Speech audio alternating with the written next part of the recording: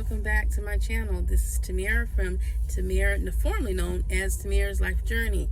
I changed my my channel to my company name, T Cruising Transportation and Logistics LLC, and we're gonna follow up with part 2 of how to be a successful Uber driver.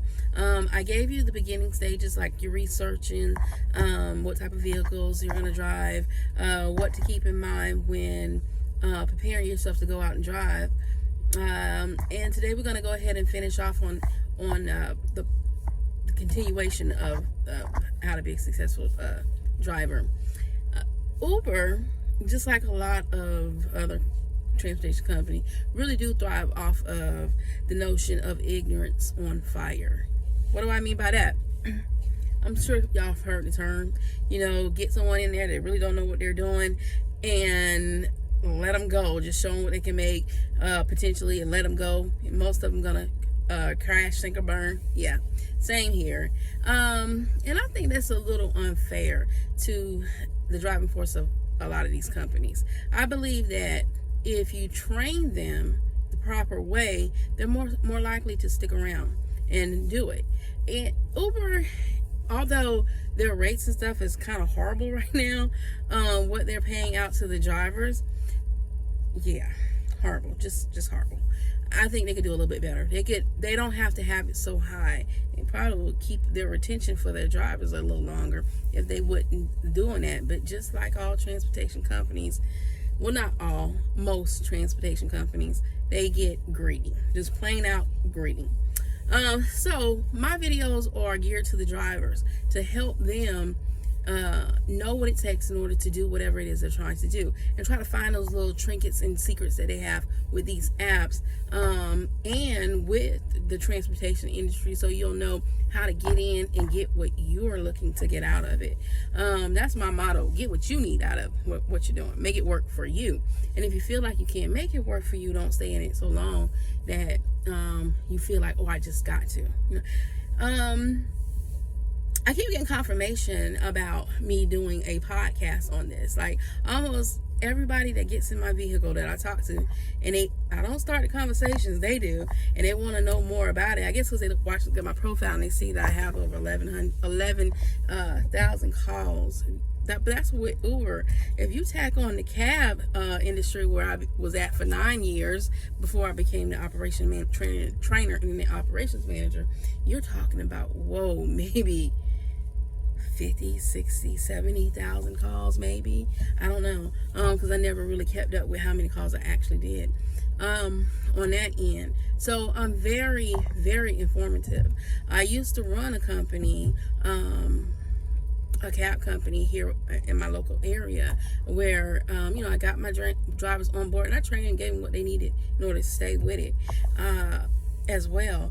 And during my time as their operations manager, I learned a lot about how the business side of the industry works, and how sometimes it's not really fair to the drivers. And that was one of the things I was very passionate about, because at the end of the day, like I said before, and I'll say it again, I was started off as a driver, and in my heart, I will always be a driver, no matter if it's my company or if I'm working for someone else or up under somebody else. I don't think I'll probably work for anybody no time soon, God willing.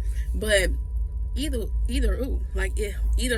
way, I'm a driver at heart. And what I'm starting to find out is a lot of drivers are unappreciated. I don't care what branch of that tree that you are on when it comes to transportation, they do not care about their drivers. It's like they're the bottom of the totem pole, but they're the driving force of their whole company. Like, literally, if they didn't have the drivers, you wouldn't have a company. And I've said it, yes, you need the clients to have a company, but you need somebody to drive those clients, or you need somebody to transport those products for those clients. So they need to be have a little bit more of the driver in mind when they're doing stuff, instead of having them right before like the last possible thought, but yet you're running them like a dog, and you're having them to do whatever. I wish and hope, God bless my company to go well outside of me and allow me to educate and bring on board a lot of drivers up under my company someday. That way I could help them and train them. My motto will always be, I'm looking to educate, and to help you expand whatever it is that you're wanting to expand. There's so much business out here that we shouldn't look at each other. I know we're competition, but really we shouldn't be. We should be more like a partnership. And I don't really care who you're with. It should, because we're, at the end of the day, no matter what company you're with or if you're on your own, we're all drivers. We're in this thing together. We're on those roads together. We can get in an accident just like the next driver can get in an accident, and we can get into one more often.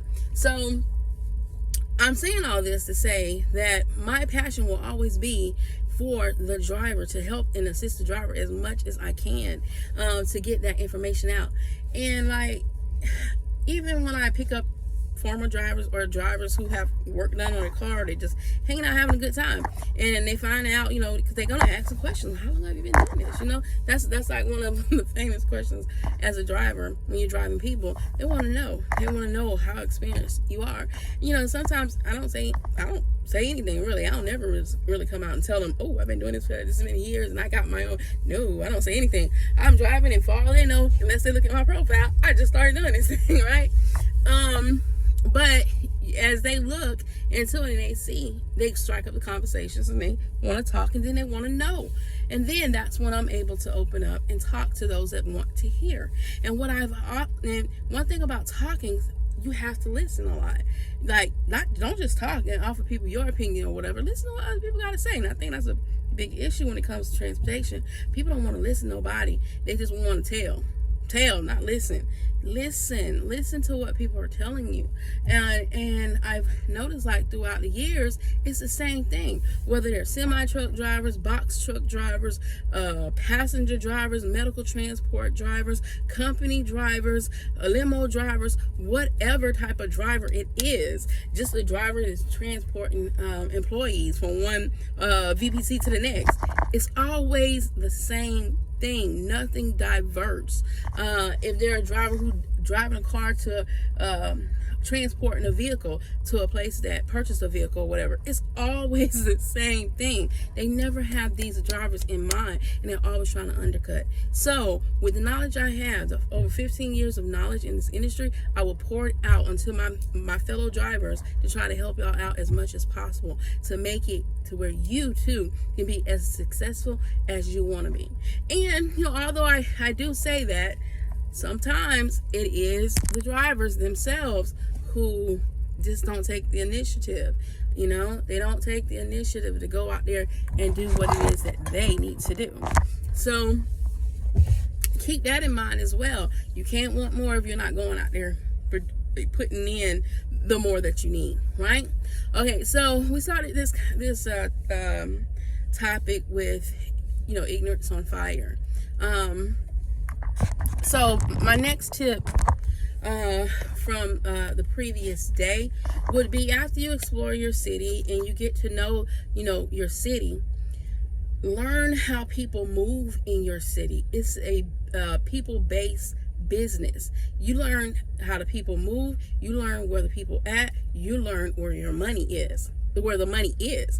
Okay, now with Uber, because Uber is getting anywhere from 50 to 60% of your call, you also know how to match those promotions up with the times that you're going to be out there. Now, realistically, as an Uber driver, unless you get somebody to give you a seriously high tip, or you just getting some great calls where you ain't deadheading, which is making empty miles, not actually making money from one point to another, you're going to have to invest at least 10 to 12 or 13 hours in order to turn some kind of serious money. It is what it is when it comes to Uber.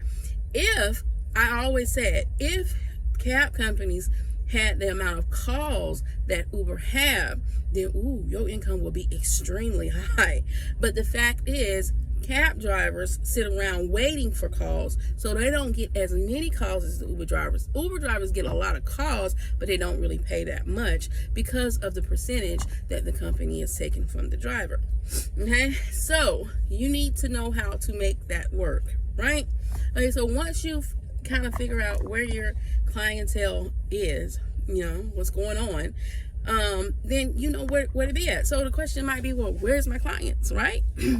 Well, you got to think about what's going on. So if you're one of the drivers that want to get out early morning, let's say between 4 to 6 o'clock or 7 o'clock, then you got people going from the airport to their jobs, back home from their jobs, maybe to somebody's house that they stayed at.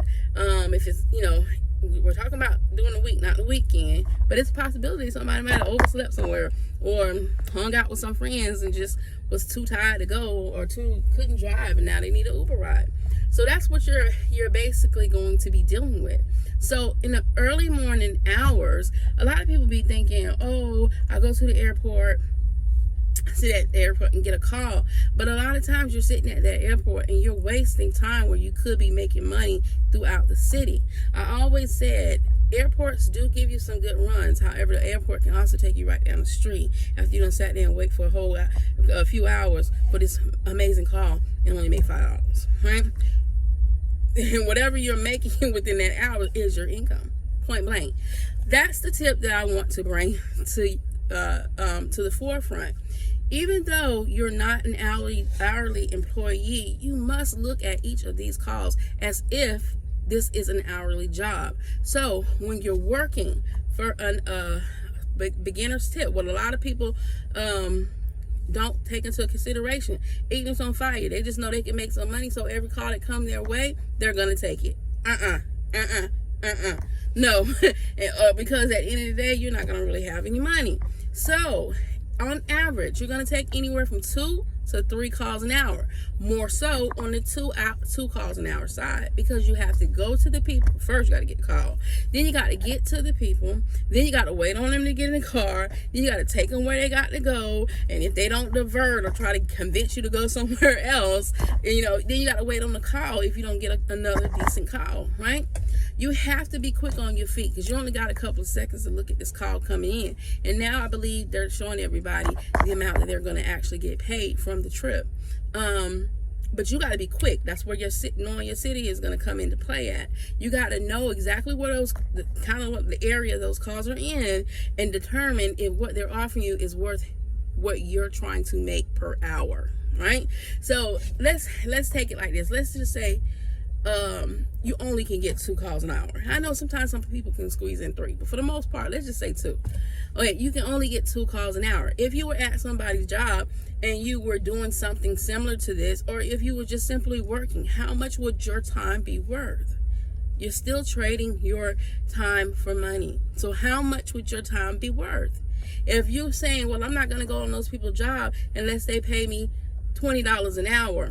Okay, and $20 an hour. So from 9 to 10, you need to make $20. And if between 9 and 10, you need to make $20 and you can only make 2 calls, that means your call has to be at least what?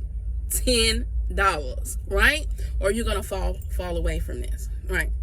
But take into consideration that you still have to pay for your gas, and you still have to pay for your maintenance on your vehicle, and you still have to pay for your insurance. So really that $20 an hour is not $20. It's more like 12 or 13 when you take in gas, repairs, and insurance, right? So you're losing about $7 off of your 20, right? So now, knowing that, you probably want to push it closer to $30 an hour in order to probably get the $20 or $22 or $23 an hour, right? So if you're now pushing it to $30 an hour and you can only take 2 calls per hour, then you got to make at least $15 a call or somewhere close. All right, so here's a little trick.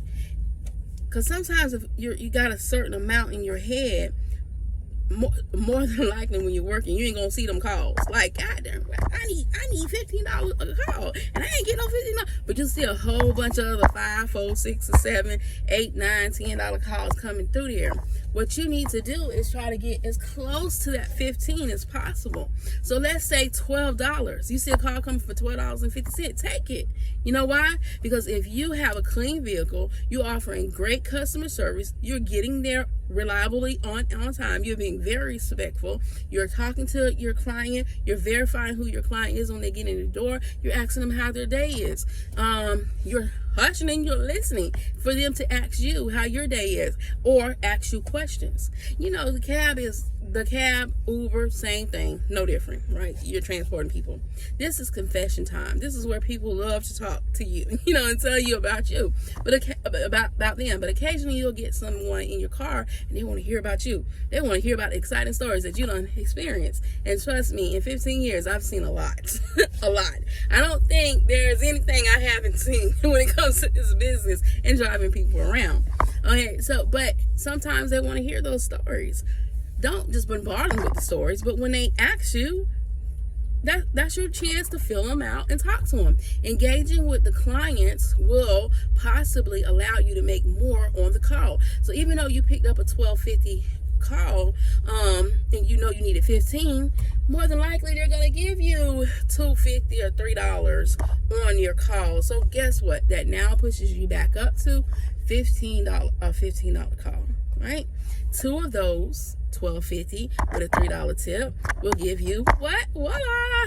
Your $30 an hour. Now remember, you're not making $30, you're losing about $7, right? So you're making $23 an hour. Still good. Now you can start seeing your money. This will go back to the tips that I had said in the previous video. Now you'll start seeing it, okay? So now if I told you you need to make at least 10 calls an hour, you need to do at least 10 calls, 10 hours, I keep saying calls, 10 calls, 10 hours, my Lord. You have to do 10 hours a day, 10 to 12 hours a day, and you're making $30 an hour. Well, then that's going to be $300 a day, right? Okay. 10 times 30 is 300, right? And if we get 12 hours a day, right, and we're making $30 an hour, that's going to be $360 a day. Sounds good, right? All right, so that's where the break is going to, now here's where the break's going to be at. Once you map out how much you can make per hour, per call, per hour, this is where your car come into effect, see? So if your car's big, you're going to lose a big chunk of it in gas, okay? So an SUV typically runs you, and I done had from a medium-sized SUV to one of the biggest, okay? And the most I think I've ever paid was about $100, and that's because I took an out-of-town trip, right? So if you're making $300 and let's say you're spending $80, then that means you're bringing home $220 from that day, right? But you know, you still have to put aside for your insurance, and you have to put aside for your maintenance, right? All right, we're gonna dabble into the financial part of how you budget yourself as an Uber driver, but right now I want to focus more on getting the money for you. So if you're taking 2 calls for $12.50 to $15 and you're hoping to get a tip, now let me say something about when I say take the $12.50 calls or whatever and give great customer service.